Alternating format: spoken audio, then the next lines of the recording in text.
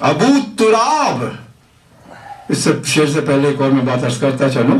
عزیزان گرامی، جب مباہلے کی آیت نازل ہوئی اس سے پہلے قرآن نے برہان اور دلیل دی کہ رسول ان سے پوچھو کہ یہ کیوں آدم کیوں عیسیٰ کو خدا کا بیٹا کہتے ہیں؟ صرف اس لیے کہ باپ نہیں رکھتا تھا. ان سے پوچھو کہ آدم کے نہ باپ تھا نہ ماں تھی. اگر باپ نہ ہونے کی بنیاد پر تم عیسیٰ کو خدا کا بیٹا کہتے ہو تو آدم کیوں نہیں تمہارے نزدیک خدا کا بیٹا ہے؟ یہ قرآن کی وہ حجت تھی کہ جنہوں نے ان کی عقل کو ساکت کر دیا تھا، لیکن دلوں میں پھر بھی شک تھا. تو قرآن عقل کا علاج ہے اور آل محمد دلوں کا علاج ہے. آل محمد دلوں کا علاج ہے. اور اس مقام پر یہ آیت آئی تھی ان مثل عیسیٰ عند اللہ کمثل آدم. رسول ان سے کہو کہ عیسیٰ کی مثال اللہ کے نزدیک آدم کی سی ہے. خلقہ من تراب، اس کو ہم نے تراب سے خلق کیا، خاک سے خلق کیا. ثم قال له کن فیکون، اور پھر ہم نے کن کے ذریعے اس میں حیات ڈال دی. تو آدم کا اس مقام پر تعارف کروایا، خلقہ من تراب، آدم کو ہم نے تراب سے خلق کیا. یہ آدم کا تعارف ہے. تراب سے خلق کیا مانے کیا؟ کہ پہلے تراب کا وجود تھا پھر آدم کا وجود بنا. پہلے تراب کا وجود تھا پھر آدم کا وجود بنا. تو یہ فرق ہے آدم میں اور علی میں، کہ آدم من تراب ہے، علی بو تراب ہے.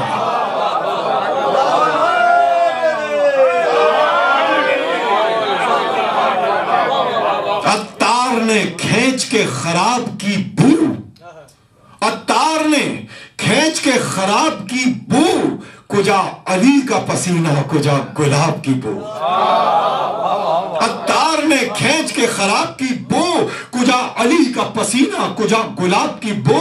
یہی ہے وجہ کہ کھچتا ہے عطر مٹی سے. مٹی کا عطر مشہور ہے. یہی ہے وجہ کہ کھچتا ہے عطر مٹی سے، بسی ہوئی ہے زمین میں ابو تراب کی بو.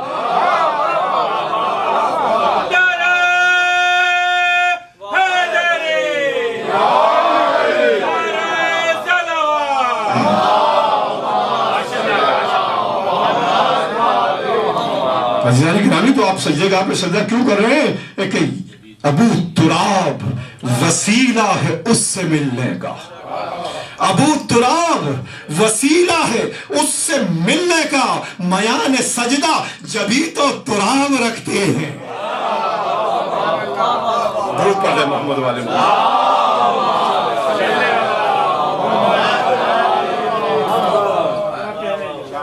میان سجدہ جبھی تو تراب رکھتے.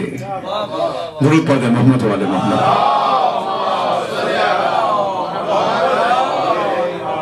تو عزیزان گرامی، قرآن نے بیان کیا کہ اس کو علم عطا کیا اور اس کو طاقت عطا کی اور اس بنیاد پر اس کو مصطفیٰ قرار دیا. سورہ نمل میں ارشاد فرمایا قل الحمدللہ، اللہ کی حمد کر.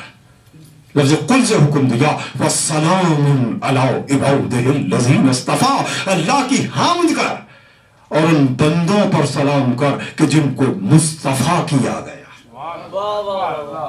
اللہ کی حمد کر اور مصطفیٰ بندوں کو سلام کر. بہت غور سے سنیے، میرے ساتھ چلتے رہیے. لفظ قل ایک ہے، حکم امر ایک ہے. اسی سے اللہ کی حمد کرنا واجب، اسی سے مصطفیٰ بندوں کو سلام کرنا واجب. لفظ قل ایک ہے، اسی سے حمد واجب، اسی سے سلام واجب. تو اب اگر کوئی صرف اللہ کی حمد کرے، منکر سلام ہو جائے، منکر سلام ہو جائے، تو وہ قرآن کے حکم پر عمل نہیں کر رہا. لفظ قل ایک ہے، اسی سے حمد واجب، اسی سے مصطفیٰ بندوں کو سلام کرنا واجب. آپ کے علاوہ کون ہے جو اس آیت پر مکمل عمل کر رہا ہے؟ پورے عالم اسلام کے فرقوں میں رسول نے تو 73 کہے تھے، آج کل تو 173 یا 273 یا 473 نظر آ رہے ہیں. میں کہا یہ سب کے سب ایک ہی ہو جائیں گے، یہ سب کے سب ایک ہی ہو جائیں گے قیامت کے دن. قیامت کے دن ایک آیت سنا دوں، تفصیل میں کل اس آیت کی پڑھوں گا، سورہ اعراف کی. ایک مؤذن اذان دے گا مابین جنت و دوزخ. میں آیتوں کو نہیں پڑھ رہا اس وقت عربی میں، صرف ترجمہ کر رہا ہوں اور اس مقام سے صرف گزر رہا ہوں. ایک مؤذن اذان دے گا جنت و دوزخ کے مابین، اور اس کی اذان کیا ہوگی؟ اللہ اکبر، اشہد ان لا الہ الا اللہ، حی علی الصلاۃ. نہیں، قرآن نے لفظ اذان استعمال کیا. اگر پکار اور ندا تھی تو ندا کا لفظ استعمال کر سکتا تھا. بہت غور سے چلیے میرے ساتھ، ندا کا لفظ استعمال کر سکتا تھا، مگر قرآن نے لفظ استعمال کیا ہے فَأَذَّنَ بَيْنَهُمْ مُؤَذِّنٌ. ایک مؤذن اذان دے گا، اور اس کی اذان کیا ہے؟ توحید کا اعلان، نبوت کا اعلان، حی علی الصلاۃ، حی علی الفلاح کا اعلان نہیں. اس کی اذان کیا ہوگی؟ الا لعنت اللہ علی الظالمین، ظالموں پر اللہ کی لعنت ہو. دنیا میں کتنے فرقے بنا لو مگر قیامت پہ دو فرقے ہیں، ایک ظالمین کا فرقہ، ایک مظلوموں کا فرقہ.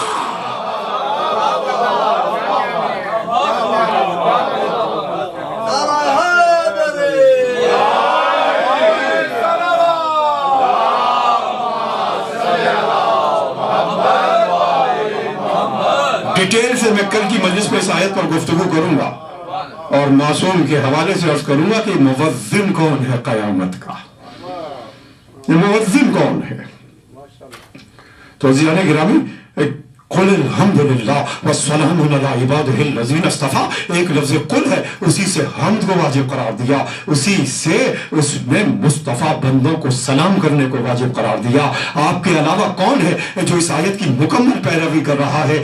آپ نے نماز پڑھی، یہ حمد الہی تھی، یہ اللہ کی حمد تھی، اور جب نماز سے فارغ ہو گئے تو زیارتیں پڑھ کر مصطفیٰ بندوں کو سلام کر دیا.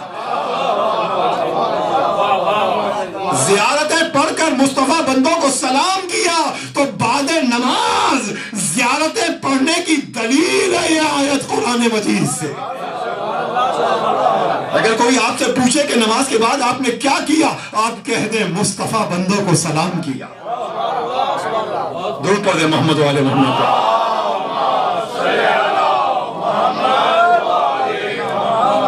قرآن مجید سے ایک اور آیت عرض کر دوں آپ کی خدمت میں، جہاں آپ یونیک ہیں زیارت پڑھنے میں، اور قرآن کی آیت کہہ رہی ہے کہ اللہ کی حمد کر، مصطفیٰ بندوں کو سلام کر. اسی طرح سے آپ یونیک ہیں اس آیت پر بھی عمل کرنے میں. ایک پورا اشرہ میں پڑھ سکتا ہوں مسلمان کے اوپر کہ قرآن مجید کی وہ کون کون سے احکامات ہیں کہ عالم اسلام عمل نہیں کر رہا، فقط فقہ حق مذہب جعفریہ عمل کر رہا ہے. درود پڑھ دیں امام جعفر صادق علیہ السلام. یہ سورہ ملک کی آیت ہے، سورہ ملک کی آیت ہے کہ ارشاد فرمایا کہ اہل جہنم میں چلے گئے اور جہنم کے عذاب کو دیکھ کر کہتے ہیں لو کننا نسمع اور نعقل. میں ترجمہ بھی نہیں کروں گا اس مقام پر. اگر لو کننا نسمع و نعقل ما کننا باصحاب السعیر. آپ دیکھیے جب آپ نے مردے کو لٹالتے ہیں قبر میں تو کیا کہتے ہیں آپ تلقین میں؟ اسمع، اگر مرد ہے اسمع و افہم، سن اور سمجھ. عورت ہے تو اسمعی و افہمی، سن اور سمجھ، مگر سن اور سمجھ. فقط عالم اسلام میں آپ ہیں جو اپنے مردے کو سنا بھی رہے ہیں اور سمجھا بھی رہے ہیں. اس کا مطلب یہ ہے کہ وہ ذی حیات ہے، وہ زندگی رکھتا ہے. اس کے مطلب یہ ہے کہ وہ مودت آل محمد پر مرا ہے، وہ مودت آل محمد پر مرا ہے. کسی نے معصوم سے کہا کہ فرزند رسول، یہ دوسری دلیل دے کے میں تیسری دلیل بھی عرض کروں گا، سن اور سمجھ.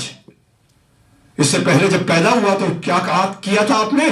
ایک کان میں اذان کہی تھی اور ایک کان میں تلاوت، آپ نے اقامت کی تلاوت کی تھی اور اقامت پڑھی تھی جب پیدا ہوا. اور جب مر گیا تو قبر میں لٹال کر یہ کہا اسمع و افہم. ادھر احادیث مسلسل ہیں، اطلب العلم، علم کو حاصل کرو. ایک حدیث نہیں ہے کہ اطلب العلم ولو بالسین، علم کو حاصل کرو چاہے چین جانا پڑے. علم کی دشواریاں، قراقرم کو اور ہمالیہ کی حدود کو پار کر کے تم چائنا کی طرف جاؤ، یہ دقت اور دشواری کی طرف اشارہ کیا. دوسری حدیث ہے اطلب العلم من المہد الی اللحد، علم حاصل کرو مہد گرب گہوارے سے قبر تک.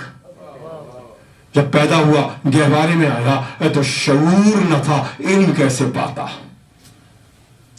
انسان کے پاس شعور نہ تھا، علم کیسے سمجھتا؟ اور جب قبر میں چلا گیا تو زندگی نہ تھی، علم کو کیسے حاصل کرتا؟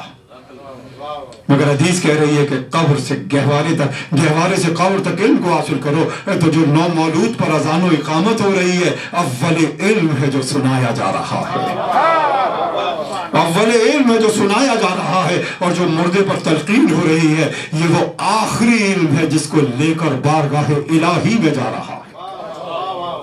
اور ادھر قرآن کہتا ہے کہ اہل جہنم کے عذاب کو دیکھ کر کہتے ہیں لو کننا نسمع و نعقل ما کننا باصحاب السعیر، اگر ہم سنتے اور سمجھتے آج جہنم میں نہ آتے۔ درود پڑھ دے محمد والے محمد۔ لو کننا نسمع و نعقل ما کننا باصحاب السعیر، اگر ہم سنتے اور سمجھتے آج جہنم میں نہ آتے تو آخری مرتبہ بھی فقہ جعفریہ میں تلقین سنا دی کہ اب بھی سن لے، اب بھی سمجھ لے، اب جا کر بارگاہ الہی میں تجھے جواب دینا ہے۔ یہ ہے دلیل۔ اور تیسری بات اسی مقام پر ہے کہ کسی نے معصوم سے کہا 5 تکبیریں ہیں مردے کے اوپر نماز جنازہ میں۔ کسی نے معصوم سے پوچھا کہ یہ 5 تکبیریں کیوں ہیں؟ ارشاد فرمایا کہ یہ 5 تکبیریں 5 وقت کی اذان کا عوض ہیں۔ ظاہر انتقال ہوا ہوگا فجر اور ظہر کے بیچ میں، ظہر اور عصر کے بیچ میں، عصر اور مغرب کے بیچ میں، مغرب اور عشاء کے بیچ میں کوئی نہ کوئی نماز فوت ہوئی ہوگی، تو ارشاد فرمایا کہ مردے پر جو 5 تکبیریں کہی جاتی ہیں وہ 5 نمازوں کا عوض قرار پاتی ہیں۔ یہ ہے فلسفی اسلام کی کہ صرف ائمہ علیہم السلام ان کو بیان کر سکتے ہیں۔ اور جو چوتھی تکبیر کے بعد اور 5ویں تکبیر کے مابین ہے دعا، وہ یہی ہے کہ اللہم انا نعلم منہ، مذکر کے صیغے میں پڑھ رہا ہوں، اللہم انا لا نعلم منہ الا خیرا، پروردگار ہم کچھ نہیں جانتے اس کے بارے میں سوائے خیر اور خیر کے۔ پروردگار ہم کچھ نہیں جانتے اس کے بارے میں سوائے خیر کے۔ معصوم سے پوچھا کہ فرزند رسول کوئی بھی شخص انتقال کرے ہم کیسے گواہی دیں کہ ہم صرف خیر جانتے ہیں؟ کہا یہ بتاؤ اس کے دل میں حب اہل محمد تھی؟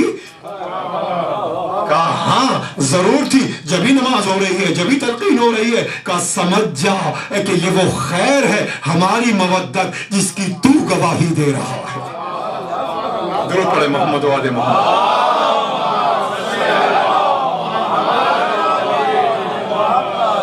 یہ وہ خیر ہے کہ جس کی تو گواہی دے رہا ہے۔ تو عزیزان گرامی ارشاد فرمایا کہ اللہ کی حمد بھی کر، مصطفیٰ بندوں کو سلام بھی کر۔ آپ نے نماز پڑھی، اللہ کی حمد تھی، زیارتیں پڑھ کر مصطفیٰ بندوں کو سلام کیا۔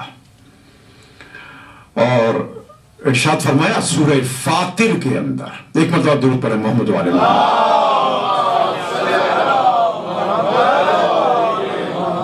سورہ فاطر میں ارشاد فرمایا کہ والذی اوحینا الیک من الکتاب هو الحق، وہ ذات جس نے تیرے اوپر کتاب سے نازل کیا وہ سب کا سب حق ہے، مصدقا لما بین یدیہ، اور جو کچھ تیرے سینے پہ رسول نازل کیا یہ تصدیق کرتا ہے گزشتہ وحیوں کی، توریت و انجیل و زبور کی۔ ثم اورثنا الکتاب الذین اصطفینا من عبادنا، اے رسول ہم نے تیرے بعد اس کتاب کا وارث اپنے مصطفیٰ بندوں کو قرار دیا۔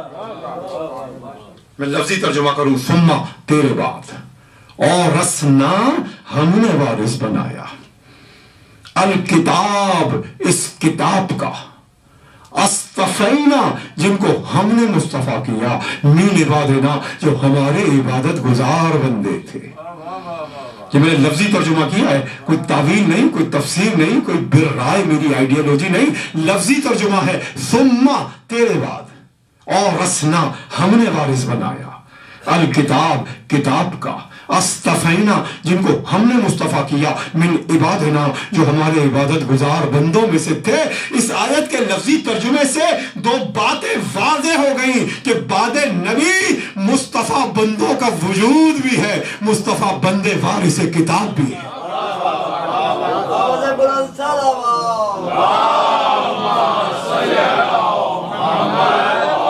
لفظی ترجمہ ہے، تیرے بعد ہم نے اس کتاب کا وارث اپنے مصطفیٰ بندوں کو قرار دیا۔ بعد رسول مصطفیٰ بندوں کا وجود ثابت، بعد رسول وراثت کتاب ثابت۔ وراثت کتاب کیا ہے؟ ابھی رسول دنیا سے گئے ہیں، یہودی اپنے اسکالرز کو لے کر آئے۔ میں حیران ہو رہا ہوں کہ آج اتنا لمبا دن نہیں تھا جتنی آج بڑی لمبی رات ہے۔ میں نے سنا شب بیداری ہے، کل جلوس بھی ہے، تو کل آپ کا یہاں کیا حال ہوگا؟ جی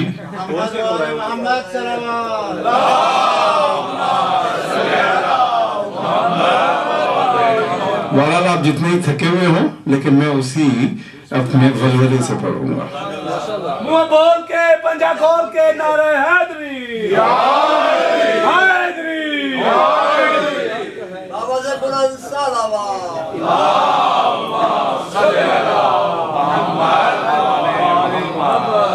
عزیزان گرامی، یہودی علماء آئے، دربار خلافت میں آئے، بارگاہ امامت میں نہیں،